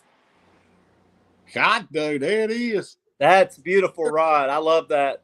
Oh, there it is. I've got enough rods though. So well, I'm going to Saturday morning. I'm I just got a bunch of these carbines I need to Put to work. use. Well, what Rebecca don't know, since we're going up to a Mad Cat Saturday morning, I might accidentally maybe get me another rod. In medium. Yeah. We got to have one. It's starting to turn into like that Pokemon game. We got to have, you got to catch them all. You got to have one of That's every it. one. That's it. I just got rid of 18 of them and started all over with, You started all over. You already got 18. Yeah, I got 18 more already. I've already I went ahead and convinced myself that I'm going to have probably I'm going to try to get at least half the boat replaced about every year. Yeah. So I guess and I've just been giving my rides away to like kids and stuff that are on the boat. And we're fortunate enough to be on the Mad Catz team where we get a hell of a crazy discount. So I think it's cool I asked Matt, can I give these away? He's like, feel free. Just if you got tournament buddies that are throwing tournaments, he's like, just order the rods or give your rods. And if you order them for me, I'll match what you decide you want to donate. So, it's cool being on Mad Catz where they take care of us and Matt's a good dude to be able to give like that. He is. I mean, so JB, I'll be getting with you. I need some more new slings to match all the rods I have now on the. We can do it. We can do it. I'm all about it. Don't forget about, like Chris was saying, the trolling motor, the link. Yeah, so I need a trolling motor. I know everybody's like rod leash. I need a trolling motor neck deal, but I also need the kill switch with the keychain. All right. And then Rebecca needs her dog leash. And you know what colors I rock? I roll that gray and green. So that's right. I know Chris's colors. I gotta get one of them green camo Stickin Fat Girls hats too. So I will get one shipped to you when I get some more in. I got an order coming in. I know I've tried to get them from you a couple of times. You're like, oh, just got rid of the last one. I mean, I'm like, damn, those things fly off the shelf. When they first dropped, I think I ordered 20 of them, and I was scared to death. I said, I don't know if they're going to like this or not. I like it. Man, and I posted. The guy that made them sent me the picture. I ain't even picked them up yet. I was on the way to get them and posted it. And before I got home, which is a 15-minute ride, half of them were gone already. Yeah. I told Jamie, I was like, I think JBN's onto something on that hat. Uh-huh. Well, JBM, if somebody wants to order some new slings, a hat, how can they go about getting them? You can PM me, or you can go on Carolina Lakeweight's website and get you some new slings also. And I heard you got some hell aces of nice looking stickers. Oh yeah, I got the most awesome sticker lady in the business. Turnaround time is amazing. She's quick. She is. It's boom boom.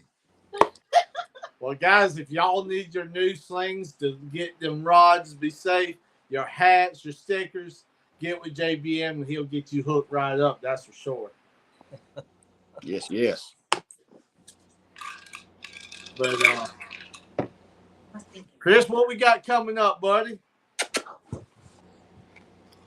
Oh, for me, always got dealing with this kid. So for him, it's he's out of commission supposedly for 2 weeks with this tonsil surgery. But Monday he said, Dad, we got to go fishing because I didn't get to go last weekend. So I said, okay, well, this weekend, if you're up to it, we'll go. He's like, we're going. So we're going to fish the tournament this weekend. And then after that, man, he's starting up soccer again. So this crap's year round now, it seems like. So I got to work my fishing schedule around them, but we'll fish. We'll be doing the same thing, man. We fish every weekend. Our fishing pretty much sucks, until about mid-August. We can start doing pretty good in the evening times, but I'm just going to fish with him and have fun doing our thing. I need you to do me a favor, Chris. On the next 50 he catches, I need him straddling the catfish with a cowboy hat on and take a picture for me. Oh, I'll do that for sure. I'll do that for sure. I've got a bunch for him of him straddling the catfish. Oh yeah. No cowboy hat. And I'll tell you, I've got more hate I know. from guys seeing that him straddling that catfish. That I've had guys say, "Get off the effing fish." I'm like, first of all, guys, you didn't see it took me 2 minutes to position him on there. Oh yeah. He is not laying on the catfish. He I've never hurt a big fish in 30 something years of catching them. Yeah. We take care of the fish. They all swim off. But for whatever reason, when you got a kid, No, it's a jealousy. certain amount of guys are hating on that. I don't The get male- it, man. How was this little kid catching these big fish? And I've done spent thousands and thousands of dollars, and I'm still dinking it up. That's all it is. I know. We'll definitely do that, though, man. We'll get you one soon. Yeah. It's going to be a while before we get a 50, but last August we got a 58, I think, right after the spawn, so it's possible, but our best fishing doesn't start till the fall. Mm-hmm. And when it turns on, it seems like it turns on for y'all. Yeah, when it turns on, it doesn't really turn off for about 6 months. Heck no. When I was doing the Mad Cat contest, it was more like who's going to be competing with Chris this week. I already know if you ain't got a 50, you ain't even in the running right yet because he's going to throw least tonight. That's it. That's it. I know once we get done, I know we got get jump back in. We got, I think, 20 more hats to make up and get shipped out and stuff. So that's what we got to look forward to the rest of the night. That's pretty much every night. Yeah. The beauty of having your own business. Wouldn't have it any other way. That's right. You're never off, but you're always home. That's for sure. That's for sure. But Jeff says, Rebecca, how's the recovery going? Hadn't seen much of Rebecca tonight. She loses her voice. I never heard her so damn quiet. I'm here. Recovery is awesome. Good, good. yeah, I think what got to work on the knee a little bit more. Yeah, I got to work on the knee. More rehab. I'm starting the physical therapy. Yep. And then we're gonna go from there. Yep. So she's coming along good. She's getting her foot up high enough to kick me in the rear now. So I'm kicking, not high, but I'm kicking. I can't see this thumbnail. So who is infamous catfishing? He says he's been on the team for 2 years. You guys know who is infamous catfishing? State your name. I'm not familiar with that name on you. Is that YouTube? JBN, you know infamous catfishing? Not by that name. I don't either. Fourth names, man. He's hugging a big ass fish. What's up, Will? That's Will. That's one of our Mad Cats teammates. Will is the man. Yes. Oh, Will. I did not know Will was infamous catfishing, though. He'll chew me out later for it. Sorry, Will. So you guys want to find JBN? You can find him on Facebook. It's John Bubba New. He's also got a Facebook group, Stickin Fat Girls. That way. You can find him in the Mad Cats Unlimited page. Do you do any TikTok or anything like that? I used to do TikTok I need to get back up now. I know you used to do a lot of promotional stuff for Mad Cats. So, and I asked you, I know right when we built our team, I asked you if you could help us, and you're like, I'm too busy for all that. They had me running everywhere. They had me running everywhere. Yeah, just look me up. I'm willing to help anybody. I just love the whole sport and the family and everything. Big old fat, jolly, happy guy. Well, we appreciate you coming on, spending some time with us, telling your story. It's been fun. It's been fun being your teammate. I like partnering with y'all with Carolina Lake Weights. I think having cool, strong partners is cool. I don't know really how it all helps each other, but it's good to have a good team, strong team. To me, you're one of the good guys. You accepted me with open arms on the Mad Cats Pro Staff. Oh yeah, yes sir. So I appreciate that.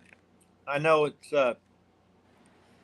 sometimes you kind of got to prove yourself when you get onto those types of deals, but you're one of the guys that just basically accepted me from the get-go. So I appreciate you, buddy. It's been fun. Thank you, sir. I have never met a person I didn't like until they have proven it. Gave me a reason not to like them, more or less.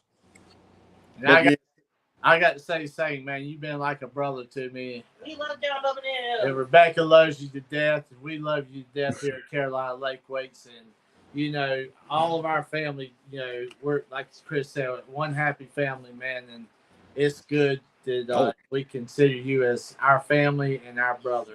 That's for sure. I appreciate y'all bringing me in. And y'all have not asked me yet how I met Randy Carter. I can't believe it. Well, let's hear it. That's got to be a good story. Oh, Lord. We were at a fishing tournament a couple years back. I've never met him, never heard of him. And for some odd reason, he didn't know why I haven't heard of him. And I didn't know why he hasn't heard of me. So you got these two egos on.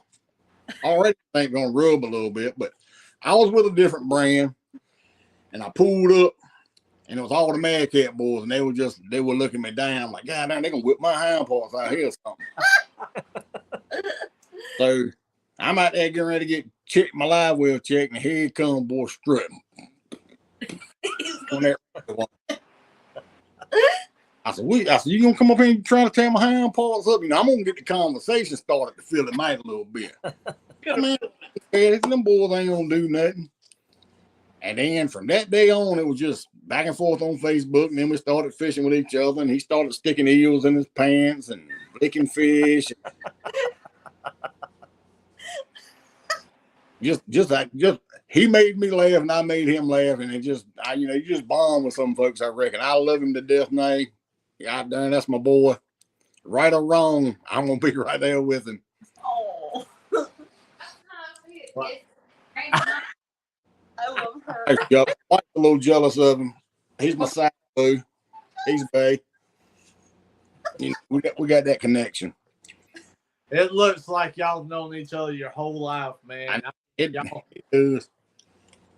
Yeah, when he came on our show, he said, you two might as well go ahead and go on and get married. Almost. It's bait. He's your life partner. Mm-hmm. Yep, everybody got to that point. It's one Randy Carter. That's all. That's all I will say. That's my boy. Randy Carter. I love the best and the worst out in me sometimes. I can only imagine. You have no idea. That's the bad part. The bad part is I'm scared to know. I promise you. If you could be a fly around y'all's boat, sometimes it would probably scare me. Sometimes I just sit there and like, Randy, you ain't never thought about that? No. But it does kind of make sense that weird. You know, it's just one of those things. All right. I got to stop talking about Randy.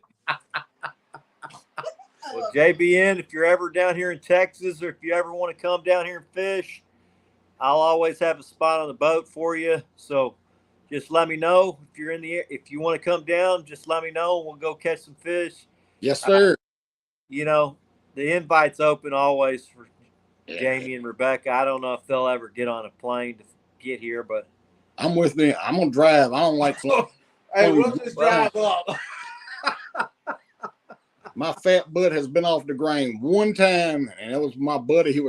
He ain't even had his pilot's license yet. We went, got in this little crop duster. I grabbed the tail with my hand and picked it up. I said, this ain't good. This ain't safe.